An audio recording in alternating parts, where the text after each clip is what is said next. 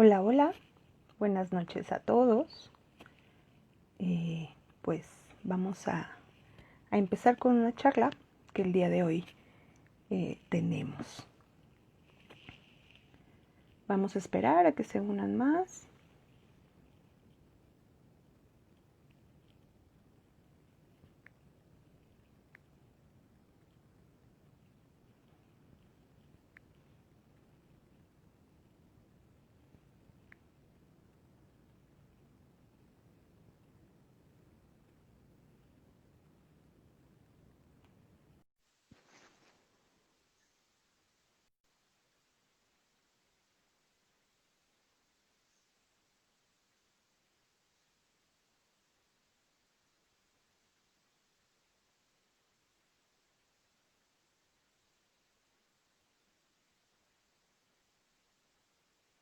Vamos a esperar a que se conecte la doctora con nosotros.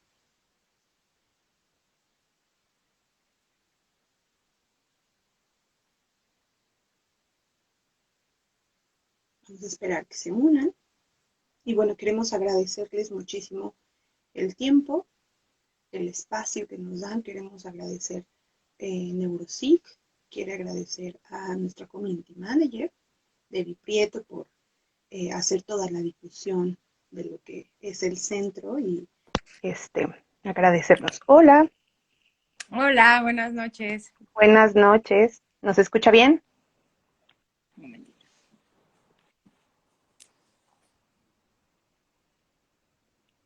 Perfecto, ahí nos escuchamos bien. Ujú. Perfecto. Pues muchísimas gracias, doctora Cintia, por darnos su espacio, su tiempo para esta pequeña charla informativa con todos nuestros usuarios y algunas personas que por ahí tienen alguna inquietud acerca de este trastorno, ¿no? Me gustaría primero presentarla y agradecerle infinitamente el tiempo que nos da para poder hacer esta pequeña charla.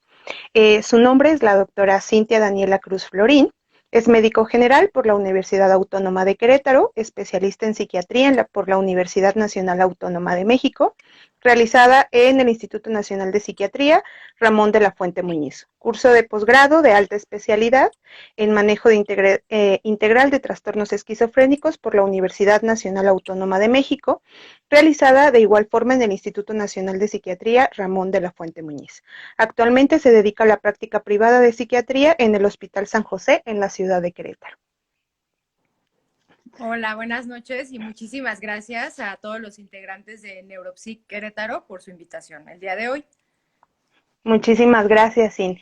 Y pues bueno, vamos a iniciar sobre este tema y sobre esta charla, sobre qué es el trastorno de ansiedad, que actualmente ahorita, si bien es uno de los principales trastornos psiquiátricos aquí en México, ¿no? Y Ujú. también alrededor del mundo, actualmente con esta situación, con la pandemia, con todo lo que estamos viviendo, este trastorno ha ido incrementando muchísimo.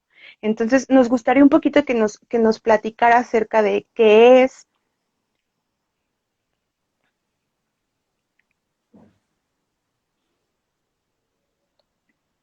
Ay, discúlpame, Geo, se me trabó al final, No, no te escuché no, bien. no se Se me preocupe, fue la señal. que nos gustaría un poquito que nos platicara Ujú. acerca de cómo es este trastorno, cómo se presenta, qué es, cómo lo podemos definir. Bueno, en los trastornos de ansiedad son un grupo variado de trastornos en los cuales los principales componentes pues es una sensación de intranquilidad, de sensación de nervios, de ansiedad. En particular, lo que vamos a tratar el día de hoy pues es un tipo de trastorno de ansiedad que es el trastorno de ansiedad generalizada. Bueno, primero, como antecedente, pues a mí me gustaría recalcar que quede claro que la ansiedad es algo común, es algo más bien que todas las personas podemos presentar, o más bien presentamos en alguna situación, en algún momento de nuestras vidas o en varios momentos de nuestras vidas. La ansiedad nos ayuda de manera positiva a poder hacer las cosas que tenemos que hacer, ¿no? O sea, el saber que tenemos un examen, por ejemplo, pues nos va a ayudar a estudiar para el mismo, ¿no? Y en teoría, pues al terminar el examen, tenemos que regresar a un estado basal, ¿no? De estar tranquilos. Eso es para lo que funciona la ansiedad. En el contexto de, por ejemplo, los animalitos, ahora sí que si nos vamos más abajo en la evolución, ¿qué es lo que sucede? Cuando están en una situación de estrés importante, de estrés agudo, pues uno tiene que buscar la manera de afrontarlo, ¿no? Entonces, por ejemplo, en los animales, ¿qué sucede? Pues hay tres tipos de conductas. Puede ser que se queden paralizados por el miedo y esto de alguna manera pues los ayude pues a que no los ataquen. Por ejemplo, hay animales pues que se mimetizan, ¿no? Con las cuestiones que están alrededor del ambiente y eso impide pues que sean atacados por otros animales más grandes, por ejemplo. Otra de las conductas que puede haber pues es la huida, el salir corriendo, ¿no? Correr y pues esperar que el otro animal no nos agarre.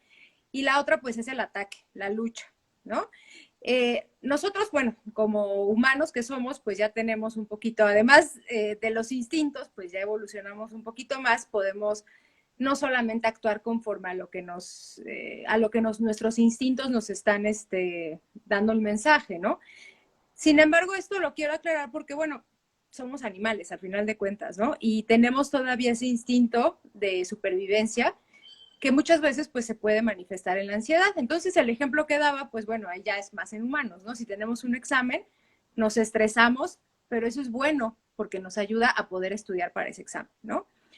Entonces, la cuestión aquí es que los trastornos de ansiedad, las personas que lo padecen, se quedan ya de una manera como habitual con esta sensación de ansiedad, con esta sensación de miedo, de estrés, que a pesar de que a lo mejor la situación difícil o que les preocupaba ya pasó, esta sensación se queda de manera constante, ¿no? Entonces, ya yéndonos como a los criterios del trastorno de ansiedad generalizada, pues bueno, esto significa que la persona que lo padece lleva ya un tiempo considerable con una sensación de miedo, de ansiedad, de intranquilidad. El tiempo que más o menos manejamos, o que bueno, está escrito en los criterios diagnósticos que utilizamos nosotros como psiquiatras, pues es que debe de ser por lo menos unos 6 meses, en los cuales la persona debe de permanecer en este estado la mayor parte del tiempo, o casi la mayor parte del tiempo, y pues que no haya algún desencadenante aparente, ¿no? O sea, sí, siempre van a haber situaciones de estrés, pero como les comentaba, probablemente ya la situación de estrés más importante ya se quitó, ya remitió, y aún así la persona persiste con esta molestia. Otros de Aquí, los, sí, perdón. doctora, perdóneme.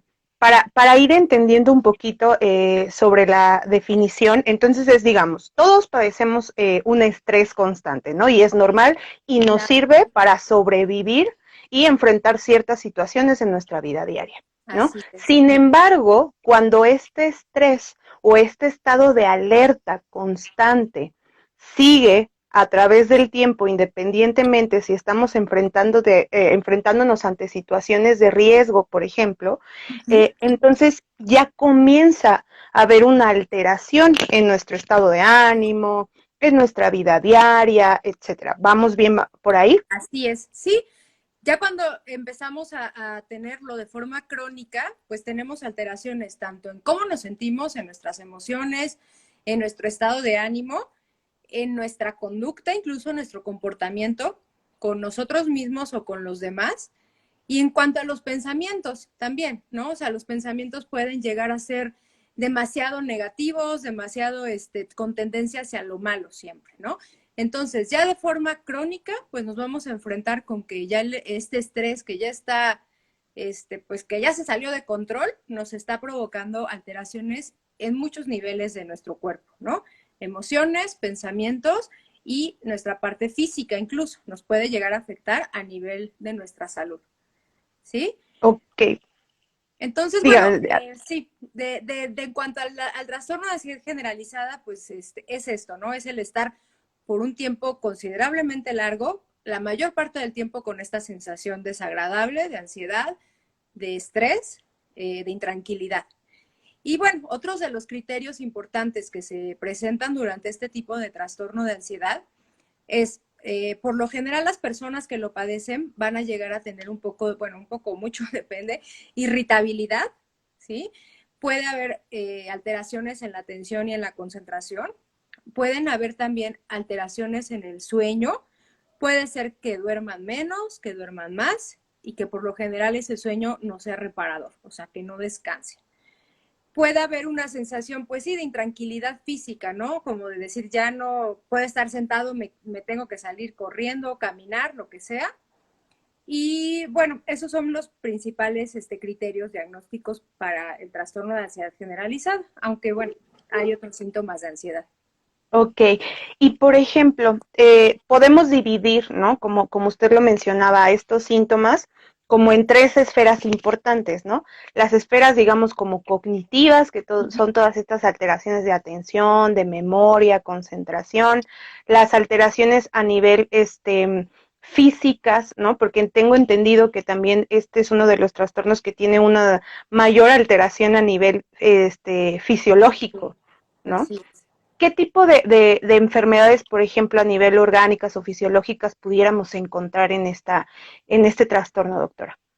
Bueno, uno de los criterios, por ejemplo, para el trastorno de ansiedad generalizada es una tensión muscular. Es muy frecuente que las personas que padecen esto, ¿qué sucede? Hay dolores, hay contracturas, hay tensión muscular, principalmente en la región de los músculos de cuello y de espalda. ¿Esto por qué? Porque igual, si nos imaginamos a lo mejor que estamos en una posición de ataque, de lucha, de huida, ¿qué hacemos? Nos contraemos, ¿no? Para Sí, poder claro. en ese momento reaccionar. El problema es que ya no somos capaces de relajarnos, ¿no? Y a pesar de que estemos descansando, que estemos viendo la tele, lo que sea, seguimos con estas molestias y con esta contractura muscular. Otros de los síntomas que son muy frecuentes en las personas que padecen ansiedad son, por ejemplo, los problemas o las molestias a nivel gastrointestinal.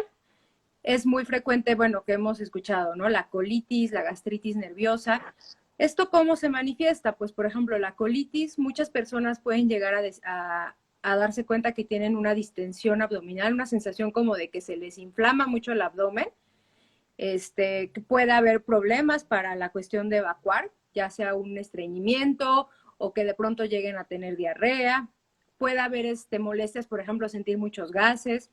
En la cuestión de gastritis, pues dolores a nivel de boca del estómago o una sensación como de reflujo.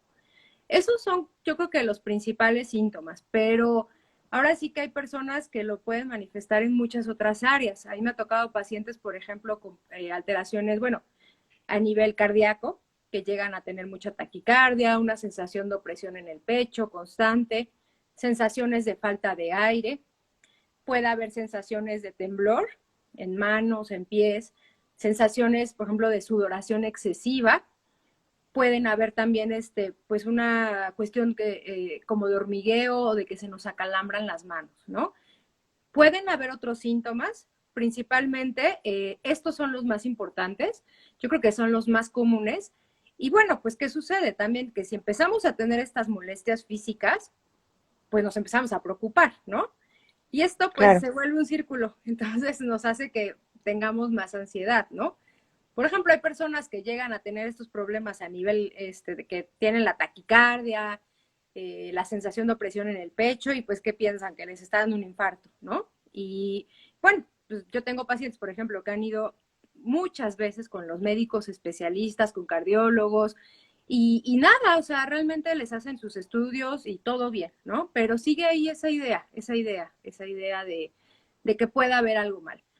Entonces, bueno, la ansiedad es un padecimiento que nos puede llegar a dar muchos síntomas a nivel físico, en muchas áreas, ¿no? Estos que les comento son los más importantes, pero pueden haber muchos más. Oiga, doctora, y hablando un poquito de estos síntomas, por ejemplo, a lo largo de los años, por ejemplo, se presentan de manera distinta, por ejemplo, en niños, en adolescentes o en adultos mayores. Sí, bueno, por lo general sí puede haber como algunas diferencias de algunos síntomas dependiendo del grupo etario, del grupo de la edad.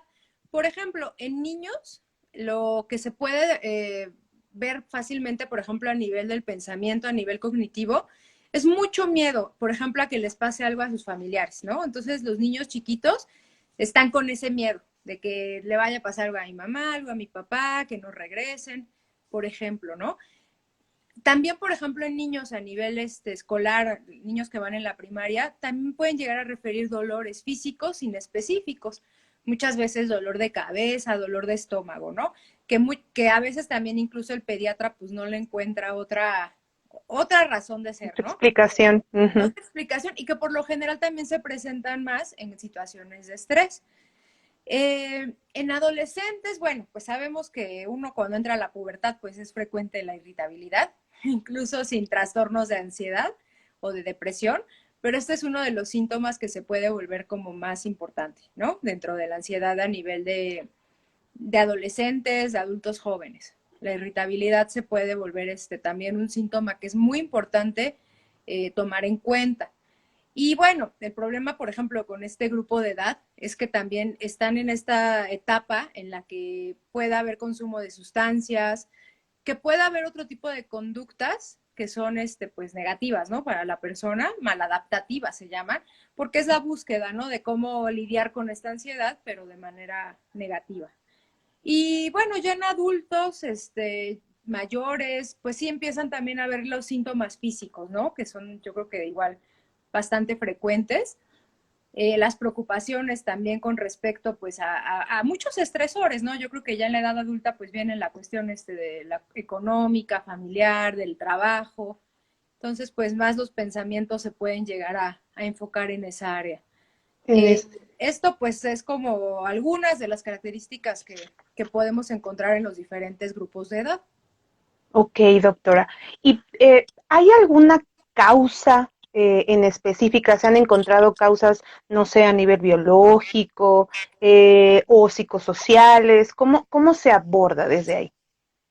Bueno, esta como muchas o casi la mayoría de las enfermedades o de los trastornos psiquiátricos los denominamos multifactoriales. ¿Qué quiere decir? Que no tenemos un origen único, ¿no? Se ha visto que los antecedentes familiares, o sea, en personas que tienen familiares de primer grado cercanos con trastornos de ansiedad, es más factible que padezcan estos problemas, ¿no? Sin embargo, en todas las etapas de la vida, desde la concepción, o sea, desde que la mamá está con el bebé en la panza, ¿no? Se está embarazada. Si la mamá padece a lo mejor durante el embarazo un trastorno de ansiedad o es víctima a lo mejor de situaciones de estrés muy importantes, eso también puede influir en el bebé. Al nacer, pues también, ¿no? Sabemos que a lo mejor un mal apego con la mamá, una negligencia por parte de los familiares, un abuso sexual, un abuso físico, un abuso psicológico, el bullying, todas esas situaciones sociales pueden llegar a provocar también que esa persona sea más susceptible a padecer trastornos de ansiedad a lo largo de la vida. Hay una cuestión nueva, ¿no? Que sabemos que es la epigenética, que también estudia esta parte de que a lo mejor no como tal no hay una alteración importante a nivel del ADN, ¿no? Pero sí puede haber ciertos cambios que pueden darse incluso por estas situaciones de estrés, desde el embarazo, o sea, bueno, más bien desde antes de la concepción, y que pueden llegar a dar que esta persona pues también tenga este riesgo más incrementado de ansiedad. Sin embargo, no hay una causa única, o sea, no tenemos un factor que sepamos que es el que nos va a dar la ansiedad, ¿no? Y bueno, para también hacer el diagnóstico, como médicos, tenemos que descartar también cualquier otra patología, cualquier otra enfermedad médica que pudiera estar dándonos esos síntomas, porque también pueden haber problemas médicos que nos den datos de ansiedad. Por ejemplo, Oh, ujú. el hipertiroidismo o algún otro problema a nivel hormonal, de glándulas, por ejemplo, adrenales, también, por ejemplo, problemas de uso de sustancias. Siempre tenemos que hacer una evaluación, pues ahora sí que muy amplia al inicio, para poder saber, ahora sí que descartar otras cosas, ¿no? Y poder llegar al diagnóstico. Uh-huh. Muy bien, doctora. Muy interesante toda esta información que nos Sí. comparte y hablando de lo que mencionaba anteriormente, como de este círculo vicioso, ¿no? De estos Uh-huh. síntomas, me llama la atención porque actualmente bueno, los tres padecimientos psiquiátricos en México más importantes o que de más presencia, de más prevalencia, es la ansiedad, la depresión y el abuso de sustancias. Así Y es. pareciera ser, ¿no? Que van también muy, conforme a lo que nos dice, van muy conjuntos, ¿no? Porque, no sé, nosotros también a veces en la parte de psicología observamos mucho, ¿no? La cuestión de que regularmente pacientes que tienen trastorno de ansiedad tienen algún trastorno de depresión, ¿no? O depresión con morbilidad Ujú. con ansiedad, o hay alguna presencia de abuso de sustancias. Me gustaría que me hablara un poquito sobre esa prevalencia en el consultorio, actualmente se ha ido incrementando, cómo lo ha visto con estas situaciones. Claro que sí. Bueno, en la literatura médica nos manejan que más o menos la incidencia de la ansiedad, de los trastornos de ansiedad, es de un 30%. Entonces sí es pues un porcentaje alto. Muchas veces, pues sí, no se diagnostica. Muchas veces, pues también las personas por miedo, ¿no? De ir al psiquiatra, al psicólogo, pues tampoco van a la atención. Sí, sí es uno de los trastornos, como bien comentas, que actualmente están, pues son los de los más frecuentes y casi siempre, yo creo que la mayor parte de las veces, tienen comorbilidad con otro tipo de problemas, ¿no? O sea que también vamos a encontrar pacientes con trastorno de ansiedad, pero con síntomas de depresión o con trastorno de depresión. Puede haber personas también con problemas de uso de sustancias, ya sea tanto el uso como ya como tal una dependencia. Incluso, bueno, puede haber, por ejemplo, personas que lleguen a tener problemas de conducta alimentaria, de otro tipo de trastornos psiquiátricos, ¿no? Eh, Ahora, sí, este año con la pandemia realmente se ha visto, bueno, por lo menos pues sí, en mi experiencia y en la experiencia de los colegas con los que he platicado, tanto psicólogos como psiquiatras, creo que este año nos ha tocado enfrentar una situación, pues, que no teníamos, considerado, previsto, Claro, y que de alguna manera u otra le está afectando a las personas bien, pues de manera muy importante. O sea, tanto en la parte de lo que representa como tal la pandemia, que es este miedo a enfermarnos, ¿no? Enfermar a nuestros familiares, que se nos complique la enfermedad, pero además todo lo que conlleva, ¿no? Que ha sido, pues en muchas personas la pérdida del empleo, en muchas personas, pues sí, esto en qué impacta, pues en que en la parte económica, pues también estén teniendo problemas, en la parte familiar, o sea, ahorita muchas de las dinámicas familiares pues han cambiado, ¿no? Con esto de que pues los niños ahorita están en casa, muchas personas trabajando desde casa, entonces toda la dinámica familiar llega a cambiar. O sea, ahorita, por ejemplo, igual me ha tocado pues mamás jóvenes, ¿no? Con niños chiquitos, o con adolescentes que están, pues lidiando muchísimo, ¿no? Con los problemas, de la escuela, del conectarse. Tenemos problemas, por ejemplo, yo en mi caso igual adolescentes, que bueno, pues un adolescente pues es súper importante socializar, ¿no? Por ejemplo, y que ahorita el no ver a sus amigos, el no poder hacer las cosas que les gusta hacer, es súper difícil, ¿no? O el estar con los papás todo el día ahí en la casa, que es la edad en la que dices, yo necesito mi espacio, ¿no? También.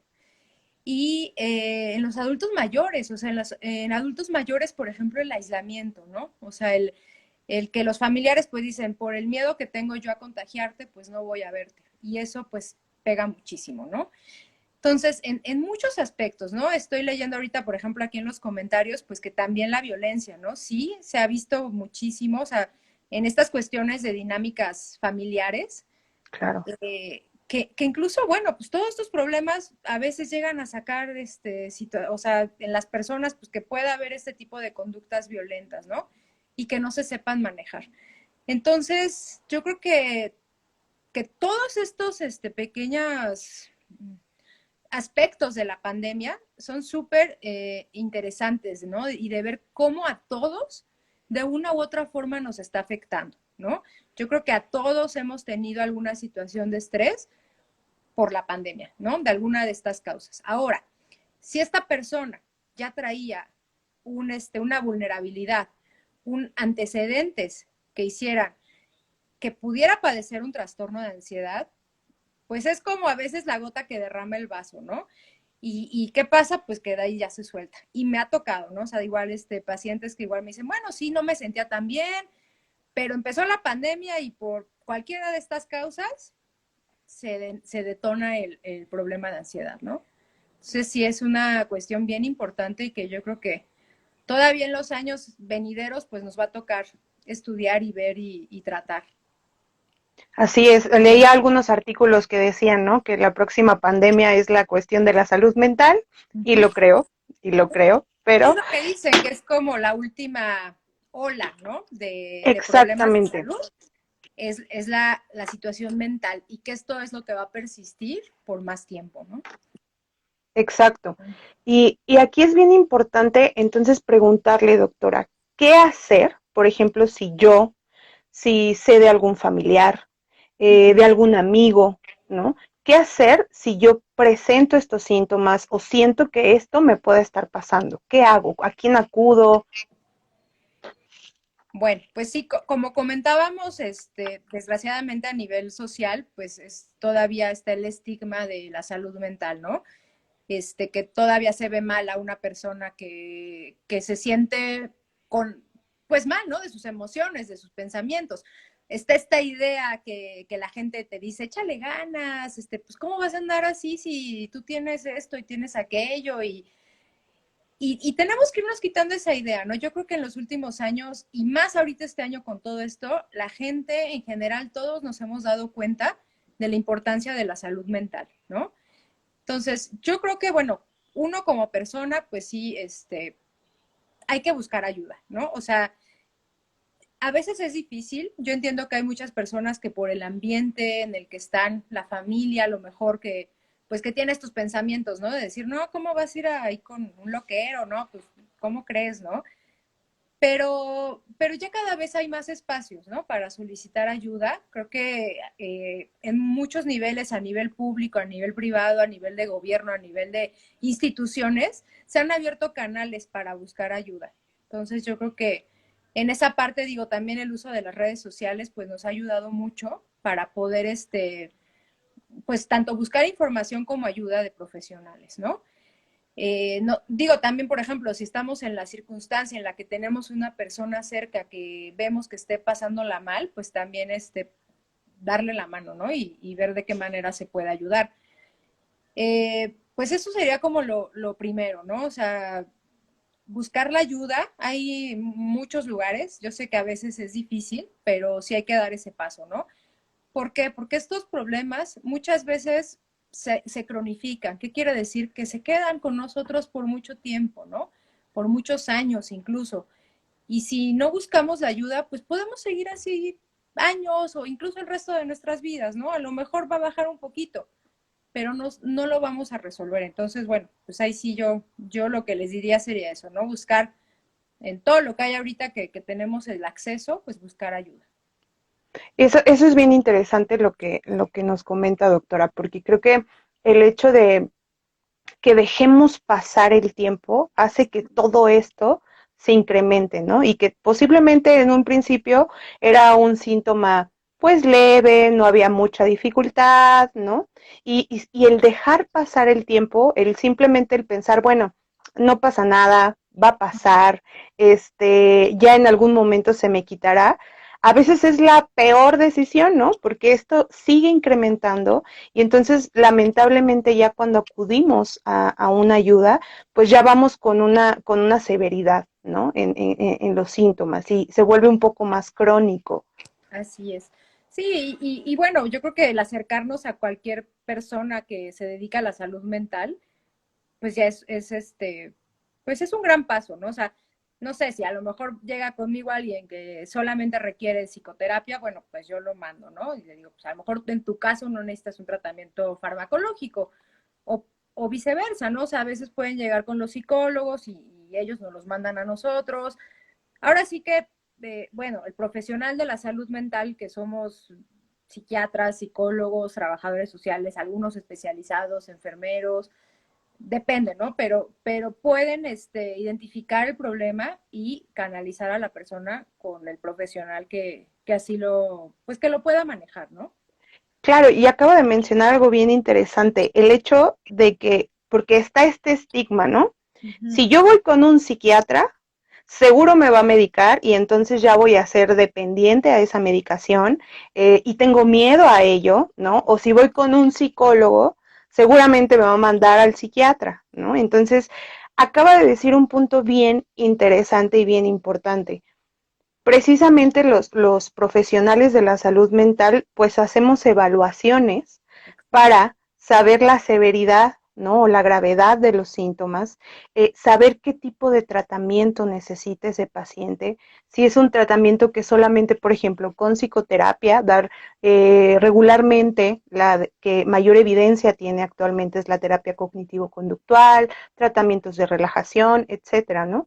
Sin embargo, si vemos en nuestro paciente que ya hay ya es algo más crónico, que ya hay problemas fisiológicos, ya hay problemas para dormir, etcétera, entonces podemos canalizarlo con un psiquiatra. E igualmente, como usted lo dice, ¿no? Es de manera viceversa. Y es bien importante, creo que, o interesante aplicar este punto porque es ese miedo y ese estigma tan grande que se tiene, ¿no? Seguro si voy con un psiquiatra me medica o inclusive hasta me encierra, ¿no? Entonces, ¿qué hay de eso? No, pues sí es súper frecuente, ¿no? O sea, hay gente que de plano dice, no, mi familia no sabe que estoy aquí, ¿no? Porque, ¿qué van a decir de mí? Y es esa idea, ¿no? De que yo creo que es mucho la de decir esa etiqueta, ¿no? O sea, luego dicen psiquiatra, loco. Entonces es ese miedo de que se les ponga esa etiqueta, ¿no? Cuando realmente este tipo de problemas, pues son es lo que les digo, de lo más común, ¿no?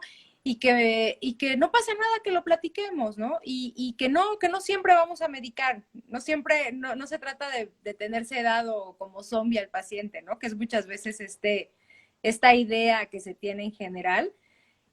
Bueno, yo creo que también es muy importante como nosotros, como por ejemplo, bueno, como psiquiatras, por lo menos, que nos tomemos el tiempo en la consulta, un tiempo, pues ahora sí que adecuado para explicarles a las personas de qué se trata el tratamiento, porque eso sí es bien importante. O sea, yo por lo menos en la consulta, pues sí me doy unos 20 minutos para explicarles bien y que me digan qué dudas tienen, ¿no? Porque sí, o sea, están todos estos miedos que bien comentas, ¿no? De que me van a encerrar, que me van a dar drogas, que me van a tener dormido, sedado, y pues no, no es eso.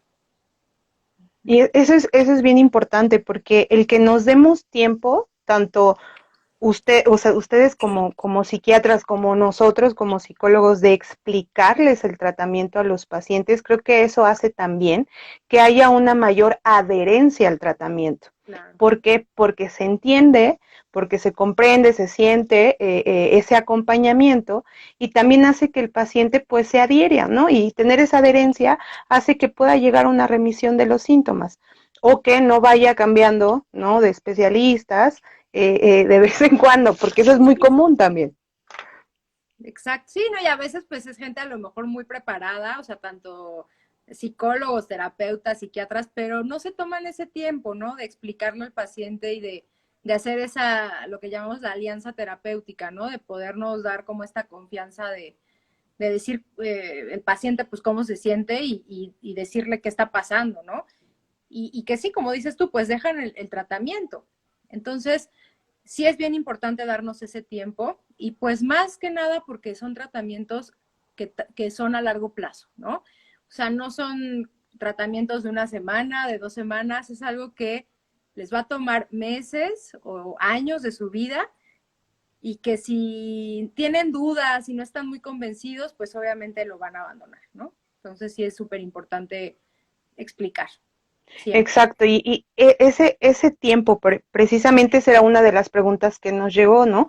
¿En qué consiste el tratamiento, por ejemplo, a nivel farmacológico, ¿no? ¿Cuánto tiempo me va a llevar? Voy a estar toda mi vida en un tratamiento farmacológico, los efectos secundarios, ¿no? Ese miedo también tan grande que se tiene. ¿Qué nos puede decir de esto, doctora? Bueno, el tratamiento farmacológico nosotros lo damos cuando el paciente cumple con los criterios psiquiátricos para un trastorno de ansiedad. Por ejemplo, en este caso es que estamos hablando del trastorno de ansiedad generalizada, ¿no?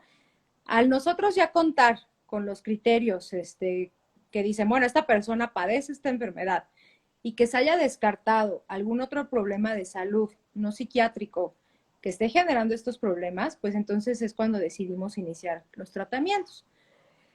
Bueno, antes que el tratamiento farmacológico, como bien mencionas, Geo, pues sí es importante hacerle hincapié a la persona que están todas las terapias, ¿no? O sea, todos los tratamientos a nivel psicológico, terapéutico, que son bien importantes.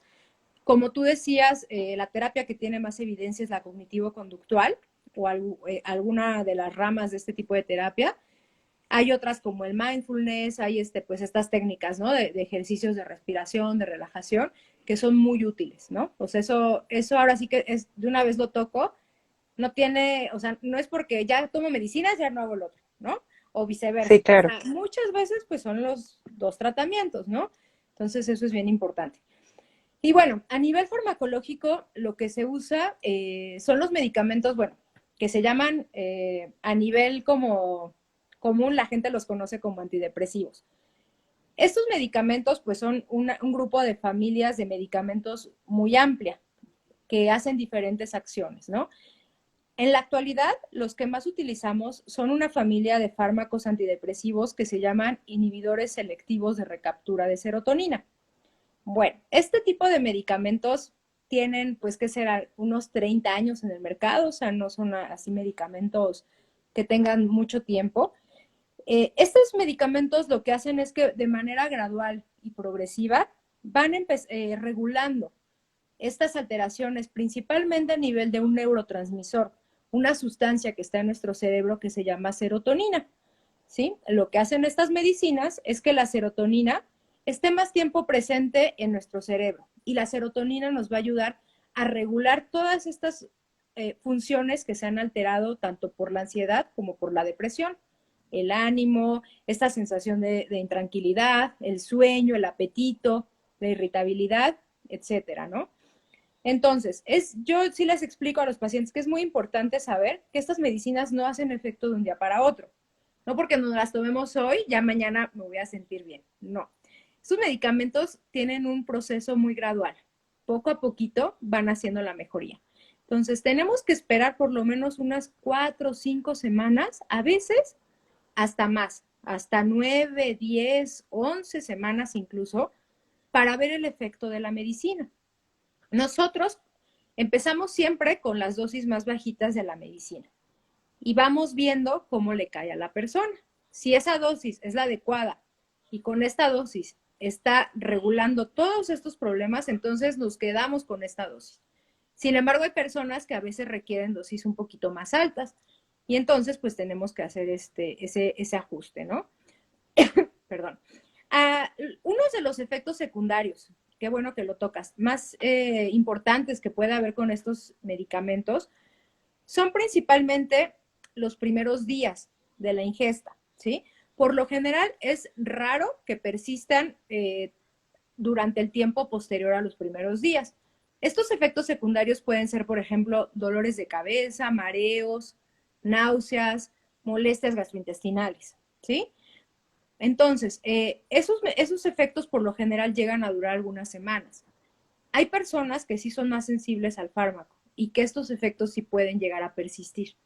Otros de los efectos secundarios que pueden haber son alteraciones a nivel sexual, en cuanto a disminución de la libido, problemas para la erección, la eyaculación, anorgasmia. Esto puede ser tanto en hombres como en mujeres. Ahora, nuestro deber como médicos, como psiquiatras, pues es llevar el seguimiento con los pacientes, ¿no? Entonces, al explicarles todos estos efectos secundarios, nosotros tenemos que estar al pendiente, pues que estos efectos secundarios, si se llegan a presentar, no siempre, esto es bien importante, ¿no? No siempre se presentan, pero nosotros tenemos que explicarles a los pacientes cuáles son los probables efectos secundarios, ¿sí? Si vemos que el paciente de plano, estos efectos son muy fuertes y no los tolera, entonces tenemos que buscar otra alternativa con otro medicamento para el paciente. Ahora, el tratamiento también, ¿no? Como les comento, es poco a poquito. Entonces, lo que se ha visto en las guías internacionales, lo que se ha probado a nivel, pues ahora sí que con todos estos años de experiencia, es que el medicamento lo debemos de dar por lo menos 9 meses a un año, ¿sí? Esto es bien importante también que los pacientes lo sepan desde el principio, ¿no? Que son tratamientos a largo plazo y que por lo menos tenemos que cumplir ese tiempo. ¿Eso por qué? ¿Por qué? Porque se ha visto que si se suspende antes de ese tiempo, puede haber un riesgo de recaída. Entonces, es bien importante desde el primer día comentarles esto a los pacientes. Porque, ¿qué sucede? Es muy común que a lo mejor pasan 2, 3 meses y la persona dice, ya me siento muy bien, ¿no? O sea, ¿para qué me Sí, sigo claro. tomando el medicamento? Y entonces ahí es cuando dejan el tratamiento, ¿no? Entonces, yo creo que, bueno, por eso es tan importante este acercamiento de inicio, esta buena comunicación paciente, psiquiatra, para poder resolver todas las dudas desde un principio, ¿no? Otra cosa importante, pues, es que este tipo de medicamentos que les comento no generan adicción, no generan dependencia, que es muchas veces esta idea, ¿no? Que se tiene de las personas en cuanto al medicamento psiquiátrico, que todos los medicamentos psiquiátricos generan adicción, dependencia, nos vuelven zombies, y pues que no es así, ¿no? Entonces, esto es importante. Hay otros medicamentos, voy a comentarlo de una vez, que se llaman ansiolíticos. Estos medicamentos sí los utilizamos también, principalmente al inicio del tratamiento. ¿Por qué? Porque pues los otros que les comento tardan un poquito en hacer efecto, ¿no? Entonces los ansiolíticos nos ayudan a que en esos momentos la persona se sienta mejor. Sin embargo, estos medicamentos a la larga no hacen un gran efecto y por el contrario, el dejarlos por tiempos muy prolongados puede hacer que las personas puedan llegar a tener dependencia de estos medicamentos. Son muy útiles, pero siempre por tiempos breves y bajo supervisión del médico. Entonces, bueno, No, esto es el tratamiento como a grandes rasgos. no, y está bien interesante porque creo que hay mucho, como mencionamos, ¿no? Hay muchos estigmas alrededor Sí. de de estos tratamientos, ¿no? De un tratamiento farmacológico, de un tratamiento psiquiátrico. Y sobre todo, lo que usted mencionaba, el hecho de, bueno, son tratamientos que son largos, ¿no? Uh-huh. Pero debemos de entender que estos tratamientos nos van a dar un resultado, pues, favorable, ¿no? Al final del día, ¿no? Así Es es. como una carrera que llegamos y la ganamos, ¿no? Tal vez nos cueste trabajo, tal vez va a ser pesado, va a ser tedioso, en algún momento nos lleguemos a desesperar y creo que también es parte de esos síntomas, ¿no? Yo, por ejemplo, a Claro. los pacientes les comento mucho esa como inseguridad, esos temores, esa a veces desesperación de no me pongo bien, ¿no? Esa misma ansiedad, pues es parte del trastorno también. Y entonces debemos de irlo entendiendo y debemos de tener como esa psicoeducación de manejarlo, ¿no? Y ahora, otra pregunta, tal vez es muy común, ¿no? Pero creo que es importante ponerla, ¿no? Eh, cada vez durante esos 9 meses, 12 meses de tratamiento que yo voy a estar, voy a ir cada semana, ¿cómo se maneja? Bueno, aquí ya ahora sí que es variable, depende también mucho del médico, del paciente. Yo en mi caso, por ejemplo, sí les pido a los pacientes, bueno, que además de su tratamiento farmacológico, pues busquen un tratamiento psicoterapéutico, ¿no? En el cual sí les recomiendo pues que sea de semanal, ¿no? Ya también dependerá del terapeuta eh, cómo lo va manejando. En mi caso, al iniciar el tratamiento, yo les doy cita más o menos en unas 3 semanas, 4, para ver cómo vamos. Muchas veces es difícil antes de la tercera semana saber si realmente el medicamento nos está haciendo el efecto, porque todavía es muy pronto. Yo sé que a veces el inicio es bien difícil, ¿no? Porque las personas de por sí se sienten mal. Luego, estarse tomando medicina, que no es lo más bueno, ¿no? Lo más ideal que tenían en su mente. Y luego que les llega a generar efectos secundarios, pues es bastante a veces difícil, ¿no? Yo en mi Claro. caso lo que hago es que abro el canal de comunicación en cuanto a llamadas o mensajes durante esos primeras semanas, ¿no? Y sí me mantengo al tanto de que me estén diciendo cómo van. Hay algunos psiquiatras o algunos médicos que a lo mejor es con la cita semanal, ¿no? Al inicio o cada 15 días. Está bien, o sea, lo importante es saber y estar al pendiente de cómo le está pasando el paciente esas primeras semanas que son súper importantes. Posteriormente, ya las citas subsecuentes, pues ya a lo mejor pueden ser cada mes, pueden ser cada 2 meses, y en pacientes tal vez ya muy estables, pues las podemos alargar un poquito más, ¿no? Pero creo que independientemente de esto, siempre debe de existir como esta comunicación. Yo sé que, bueno, que ahora con las redes sociales y el WhatsApp y todo, luego muchos médicos están de que tal, ya me están escribiendo, que llamando, no sé qué. Sí hay que poner límites, obviamente, horarios, pero creo que también es importante en una persona con ansiedad, o sea, hay que ponernos en el lugar, ¿no? De la persona con ansiedad. O sea, no estoy diciendo que le contestamos así al segundo que nos escribe, pero tampoco lo podemos dejar en visto u omitir como lo que está viviendo, ¿no? Porque creo que es bien importante, o sea, yo por lo menos esa es mi experiencia, ¿no? Que el acompañarnos estas primeras semanas que son vitales nos va a ayudar a que el apego al tratamiento sea bueno, ¿no? Y bueno, pues que es un trabajo en equipo. O sea, ahora sí que tenemos que poner todos de nuestra parte para que la persona, el paciente, pues se sienta mejor, ¿no? Si es algo, pues que todos tenemos que poner de Sí, nuestra claro, parte. Uh-huh. claro, es un trabajo Es en equipo. multidisciplinario, ¿no? Sí, multidisciplinario, ¿no? Y muchas veces, pues, es también el tener el canal de comunicación, pues, entre el terapeuta, el psiquiatra o algún otro especialista, ¿no? Tanto de salud mental como de otro tipo de especialista de salud que esté atendiendo al paciente, que es Y súper es, importante. y es bien importante y muy admirable, doctora, el que usted hable precisamente de esa comunicación que se debe de hablar hacia el paciente, ¿no? Porque muchas veces, como ahorita nos dicen, ¿no? La sensibilidad al trato al paciente, y sí, es muy cierto. A veces no nos ponemos en ese estado, no somos empáticos muchas veces, y precisamente eso hace que el tratamiento, pues, una, no genere cambios, no se adhiera al tratamiento del paciente y bueno, sea de manera constante, ¿no? Los síntomas vayan incrementando. Entonces, creo que es bien importante tener siempre como esa empatía, ¿no? Ese acompañamiento con el paciente. Lo que usted menciona, el explicarles el ABC de los tratamientos, cómo funciona, ¿no? Y precisamente que ellos se sientan como acompañados y que tengan las herramientas suficientes que si en algún futuro vuelve a suceder, saber cómo manejarlo, ¿no? Porque eso también es bien importante, como lo mencionaba al principio. Ninguno de nosotros estamos absueltos o exentos más bien de que nos suceda alguna de estas situaciones, ni que nos vuelvan a suceder tampoco. Entonces, creo que es bien importante tanto el tratamiento como también generarle al paciente ese entendimiento y esas herramientas para que pueda enfrentar, ¿no? Esas futuras situaciones. Claro, es súper importante que, bueno, el trabajo, bueno, del terapeuta y de nosotros también como psiquiatras, pues es el brindarle herramientas, ¿no? De que le ayude a afrontar estas situaciones de estrés, porque como yo les digo, siempre vamos a tener problemas de estrés. Bueno, problemas, ¿no? En general, o sea, porque así es la vida, ¿no? Y eso es algo que tenemos que saber que siempre van a haber situaciones que tenemos que afrontar. Y el poder, como comentas, aprender esas herramientas, pues nos va a ayudar para situaciones de toda la vida, ¿no?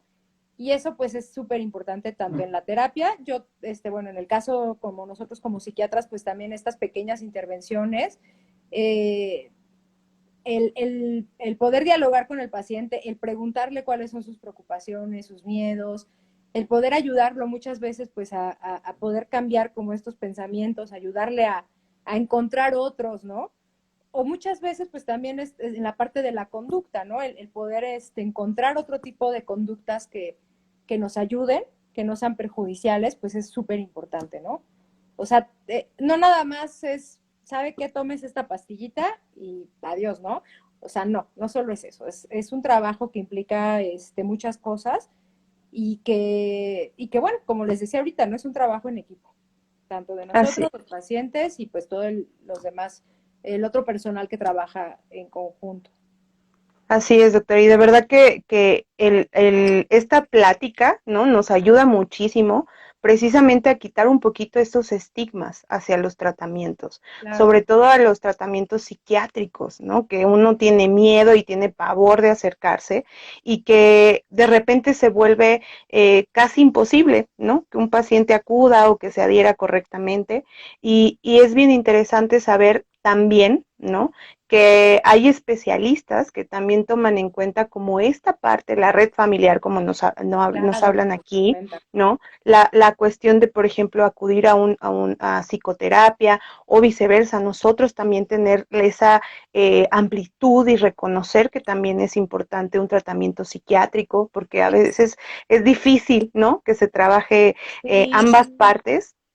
Sin embargo, es muy gratificante poder saber que existen profesionales como usted, doctora, que precisamente toman en cuenta igualmente. esa sensibilidad, ¿no? De todo lo que hay alrededor de una patología. Sí, y bueno, qué bueno, ahorita que estoy también checando los comentarios, sí, también se me pasaba, ¿no? Muchas veces, pues, platicar con la red primaria de apoyo, la familia, la pareja, los hijos, pues las personas que están a nuestro alrededor, ¿no? Y explicarles la situación. O sea, muchas veces puede ser que el familiar no entienda bien lo que está sucediendo, o también a veces me ha tocado que el paciente atribuya problemas de conducta a la ansiedad o a la depresión, ¿no? Y pues tampoco es de que, ay, no, pues ya Sí, me quedo aquí acostadito y háganme todo, no. O sea, sí, claro. es explicarles, ¿no? Y eso también es algo bien importante dentro de la consulta, que es lo que llamamos la psicoeducación, de qué se trata la enfermedad, cuál es el pronóstico, además de la medicina, que bueno, es bien importante explicar todo lo que les comento, pero la importancia de, por ejemplo, la actividad física, el comer bien, el dormir bien, lo que se llaman medidas de higiene de sueño, ¿no? Que son todas estas medidas que se dan para que el sueño sea lo mejor, de la mejor calidad posible. Todo eso es parte de la importancia de la plática, ¿no? Tanto con el paciente, con la familia, ¿no? Porque muchas veces pues también ellos son los que están involucrados en estas cosas. Entonces, sí, también en el equipo está la familia que se ve Exactamente. súper importante también. Es un pilar sumamente importante. Sí. Y doctora, para ya ir cerrando un poquito esta plática, que no queremos, la verdad, está muy interesante, pero ¿qué recomendaciones nos puede hacer usted? Por ejemplo, si padezco o siento que puedo tener alguno de estos síntomas, eh, además de esto, alguna otra recomendación, por ejemplo, actualmente, ¿no? Ok, bueno, si reconocemos los síntomas, pues bueno, yo creo que ahorita con lo que les comenté o con mucha información que tenemos ahorita disponible, pues pedir la ayuda, ¿no? O sea, como les comento, hay muchísimas instituciones, tanto a nivel público, privado, buscar la atención, ¿no? Yo creo que también el platicar con la familia es bien importante, el poderlo expresar, el poderle decir a alguien más, cómo nos sentimos. Eso, o sea, a veces incluso, bueno, yo creo que les ha tocado, ¿no? Que ya con que estén sentados 20 minutos y platiquen, digan, es que esto no Sí. se lo había dicho a nadie. O sea, ya con eso es un alivio, ¿no? Digo, yo sé que no es suficiente, pero es importante platicarlo, ¿no? Y ¿cuál era el último que me preguntaste? No, de las recomendaciones, Ah, ¿no? Por ok. ejemplo, actualmente, si hay algunas otras recomendaciones, por ejemplo, en esta situación que estamos viviendo, de estrés Sí. constante. Bueno, por ejemplo, las recomendaciones que se han hecho tanto a nivel pues de la Secretaría de Salud aquí en México como de otras instituciones a nivel mundial como la OMS, la Organización Mundial de la Salud, pues es el mantener estilos de vida saludables, ¿no? ¿Eso a qué nos referimos? Muchas veces, sí, por ejemplo, ahorita, ¿no? Con la pandemia, mucha gente que está acostumbrada a ir al gimnasio o a hacer ejercicio fuera de casa, pues tuvo que dejar de hacer esto, ¿no? Pero sí buscar a lo mejor el poderlo compensar haciendo actividad física en casa. Yo creo que eso es súper importante ahorita que todos hagamos algo de actividad física, el poder, ahorita el sedentarismo igual por lo del home office, por las escuelas en casa está A aumentadísimo, ¿no? O mil sea, por por hora. lo menos Ujú. uno decía, bueno, camino tantito a la oficina o subo al salón de clases. Y ahorita todo eso pues es bien importante, ¿no? Y el estar encerrados todo el día viendo la misma pared, las mismas personas, pues también no es lo mejor, ¿no? digo, ni modo, estamos ahorita en esta situación, pero tenemos que buscar estrategias para poder mejorar esta condición, ¿no? Entonces yo esa es la recomendación, la actividad física, pues con la familia, ¿no? Con quien estamos la mayor parte del tiempo, buscar actividades también que podamos disfrutar en familia, el poder platicar, el poder abrir nuestra comunicación con nuestros familiares, creo que también es súper importante. Todos, pues poner de nuestra parte. La parte de la alimentación, por ejemplo, también, ¿no? Bien importante ahorita, pues tratar de mantener lo mejor que podamos esta parte de la alimentación. Y mucho tiene, lo que se ha visto también en esta situación de pandemia es un incremento en el consumo de sustancias como alcohol, como drogas, como cigarro, ¿no? Eso también creo que pues ha afectado bastante y pues es muchas veces también en este contexto como de ansiedad, de soledad, de buscar el cómo sentirnos bien, pero de una manera pues que no es la adecuada, ¿no? Entonces, bueno, esos serían como mis recomendaciones. Lo de la computadora también, mucha gente, bueno, es que ahorita el estar en la computadora, o sea, tanto niños, adultos, todos, estamos todo el día, el estar en redes sociales todo el día, y yo creo que eso también tenemos que ponerle una limitación, ¿no? O sea, manejar horarios para usar la computadora, digo, si es para cuestión de tareas, trabajo, pues el tiempo que es, ¿no? Pero también hacer otras actividades fuera del monitor. Las redes sociales, pues así como son buenas y buscamos información de mucho provecho, también podemos buscar o ver cosas que pues al final de cuentas no nos dejan nada bueno, ¿no? Y que a veces nos dan más ansiedad. En adolescentes, por ejemplo, pues algunas veces las redes sociales, pues el estarte comparando con otros, eso genera ansiedad también, ¿no? Entonces, limitar, ¿no? Igual los tiempos que pasamos en redes sociales. Y pues esas son las recomendaciones, ¿no? Que yo creo que ahorita, en esta época en particular de pandemia, pues que debemos de llevar a cabo, ¿no? O sea, cuidarnos, cuidar nuestro cuerpo, cuidar nuestra mente. Ya, como decimos, nadie estamos exentos de padecer esto, pero si podemos hacer algo para prevenirlo, para estar mejor, pues hay que hacerlo, ¿no? Exactamente, y creo que con esto último que acaba de decir, cerramos, ¿no? El hecho de que estemos siempre atentos, ¿no? De nuestro estado mental, nuestro estado cognitivo, nuestro estado emocional, nuestro estado físico, nos va a ayudar muchísimo a mejorar nuestra calidad de vida, a tener herramientas para sobrellevar cualquier situación que enfrentemos y el hecho de hablarlo, ¿no? Como usted lo menciona, a mi red familiar, el acercarme con un especialista para que pueda ayudarme si me estoy encontrando o me encuentro en esta situación. De verdad, Sí. doctora, que le queremos agradecer muchísimo su espacio, su Muchas tiempo. gracias a ustedes por la invitación. Pues esperemos que haya otras invitaciones. Estuvo Sí, muy bien. Y esto es algo que yo creo que ahorita más que nunca tenemos que platicarlo, ¿no? Y no solo como entre nosotros, entre los profesionales, sino como ustedes que están abriendo estos espacios para que el público en general pueda escuchar, pueda hacer preguntas, pueda tener así como sus dudas, todo esto, ¿no? Porque es bien importante.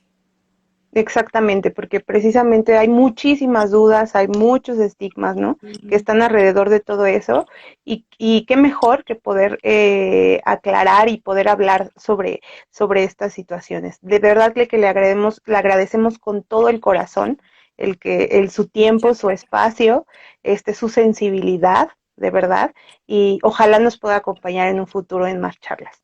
Claro que sí, con muchísimo gusto. Pues Muchas gracias por la invitación. muchísimas gracias a usted. Entonces, pues buenas noches. Muchas gracias. Buenas Hasta noches, que luego. descansen. Gracias a todos. Hasta luego.